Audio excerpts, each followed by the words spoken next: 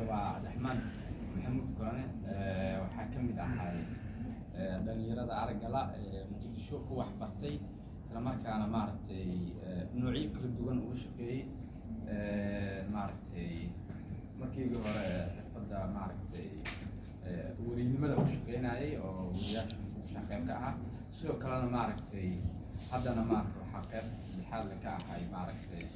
adeegista iyo hubinta iyo raadinta xuquuqda dadka naafada ah waxaa ka tirsanahay ururka dhalinyarada aragga naafada ka ah ee u dhan kaasoo ah ururkan awoodinta iyo maaragtay kaabista dadka baahida arag qabo oo aan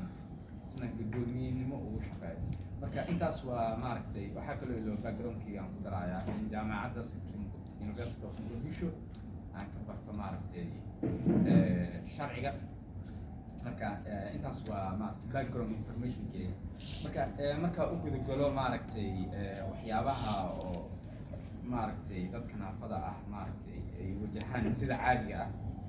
wax badan oo kamid ah waxaa ka soo hadlay saaxiibadii iyo maaragtay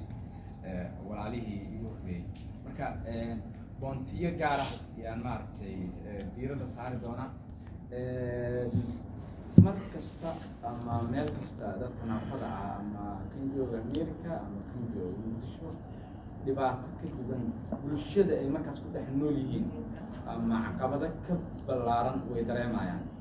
micnaheedu maaha wiilka indhaha la gabadha wiilkeeda isticmaashay America joogta in maaragtay ay naga fursad fiican yihiin marka loo eego bulshada ay ku dhex nool yihiin laakiin marka loo eego innaga iyo ayaga way naga fursad fiican yihiin haystaan shuruuc iyo maaragtay xeerar iyaga u adeegaya isla markaana ka turjumaya baahiyadooda Soomaaliya marka laga hadlaayo wax badan oo dadka naafada ah ma jirin wixii ka horreeyay 10 sano la soo dhaafay oo waxaa caddeyntaas u ah in aadan 10 sano ka hor aada arki karin 4 qofood ama 5 qofood oo naafo ah maaragtay especially aan naafada qaybta ka tirsanahay oo indhala oo maaragtay bulshada ku dhex jira oo wax baranaya oo meel taagan taa beddelkeeda qofka fikirka ku soo dhaca uu ahaa jiray markuu qof arag la u arko in uu sadaqo siiyo oo gacanta wax u saaro laakiin nasiib wanaag hadda waxay u muuqdaan waxaas oo dhan inay beddel uu ka yimid oo dadkii goobaha waxbarashada ay ku lug leeyihiin goobihii shaqada ay ku lug leeyihiin taasina kuma imaanin hadiyad maaragtay nala siiyey iyo rabitaan maaragtay bulshada ay maaragtay nala jeclaayeen laakiin waxay ku yimaadeen innagoo bannaan ku soo baxnay u istaagnay raadina xuquuqdeena 10 sano ugu dambeysay kacdoonnadii la sameeyey waxyaabihii ugu muhiimsanaa oo maaragtay oo achievementiga laga gaaro waxaa ka mid ahaa in dowladda Soomaaliya ay saxiixdo axdiga caalamiga ah ee xuquuqda maaragtay dadka naafada ah kaas oo maaragtay faraayo dowladda in maaragtay nidaamyo iyo maaragtay awoodsiin iyo xuquuqdii dadka naafada ah laga helo suuqii December 2018 iyo madaxweyne Maxamed Farmaajo oo saxiixay sharcigaas wuxuu faraayay ay saxiixda dowladda in la dhiso maaragtay hay'adii naafada qaranka oo ah hay'ad u xil saaran ama wakiil uga ah dowladda oo adeegista iyo hubinta dadka naafada ah hay'adaas way dhisan tahay waana la dhisay nasiib wanaag waxyaabaha maaragtay ayadana ismaheedii ka dhashay waxaa ka mid ah in dowladda Soomaaliya maaragtay ay hadda ay meel marisay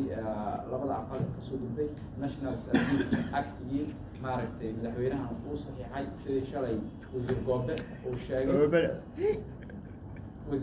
sidoo uu sheegay marka yani waxaa dareemaysaa isbarkantaas dhan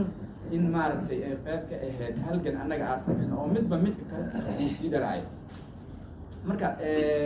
shuruucdaas iyo maaragtay iyo halgankaas dheer waxay naga caawiyeen meesha maanta aan taagannahay miisaska la fadhiisanayo inaan qayb ka nahay ururada iyo hay-adaha wax qabanayaba intoodana ay markay wax qabanayaan ay dhahayaan miiskan qof naafa ah ma fadhiyaan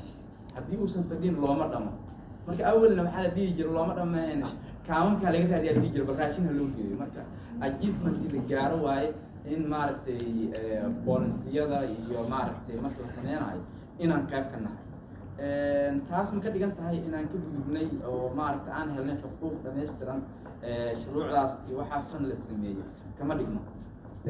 wax horumar way sameeyeen laakiin shuruucdii dhaqangelintooda Soomaaliya aad ayay u liidataa markii laga hadlayo xaqiiqada oo waxaan tusaale u keeni karnaa dowladda Soomaaliya CRPD waxay saxiixday ama axdiga caalamiga ah xuquuqda dadka naafada 2018 ilaa hadda ma aysan dirin hal report oo ku aadan xuquuqda aadanaha iyo ama sharcigana yani naafada maartay CRPD-ga reportkii ka dhashay dowladda waxaa waajib ah inay reportyo diraan laakiin dowladdeenu ma dirin halka ururada naafada ay diraan sanadkaanse waxaa la leeyahay waa la dirayaa oo maaragtay waxay u muuqataa maaragtay in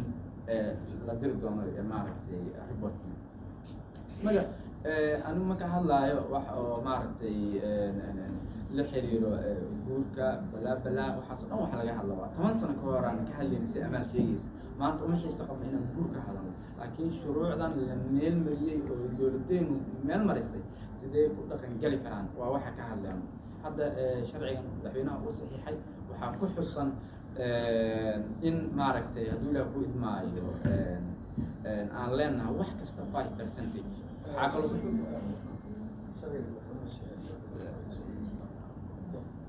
sharciga madaxweynaha uu saxiixay wuxuu qeexayaa uu caddeynayaa uu damaanad qaadayaa wax kasta oo la sameynayo ama tallaab kasta oo la qaadayo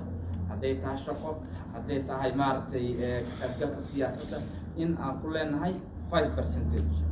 marka 5%kaas waxay ka dhigan tahay marka anaga xisaabteena calculator waa la soo baxnay markii sharciga maaragtay upper house ku gudbay waa la soo baxnay waxay noo dhigtay baasha inaan ku leenahay labada aqal xildhibaano gaarayo 17 xildhibaan iyo bar markay intaamasiisay marka yani waa wax weyn oo lagu farxo oo guulo ah laakiin sharciga waa la saxiixay sidee loo dhaqan geli karaa ayadana waa caqabad kale oo maaragtay lagu horgudban كمان تدورين حلوة مكان يقولون دولتها أما دورتها هذا صوصة شقادة شقاي برسكيلة كمان شقالها كمدنية أي قاتان مكوية لنا هنا شقالها دولة أي قات مكوية لنا هنا وحا أنت فتاة إن كمدنية عن شورناف ماركتي أحدانا قلبين وآخر خسارة قلت خسارة وكوية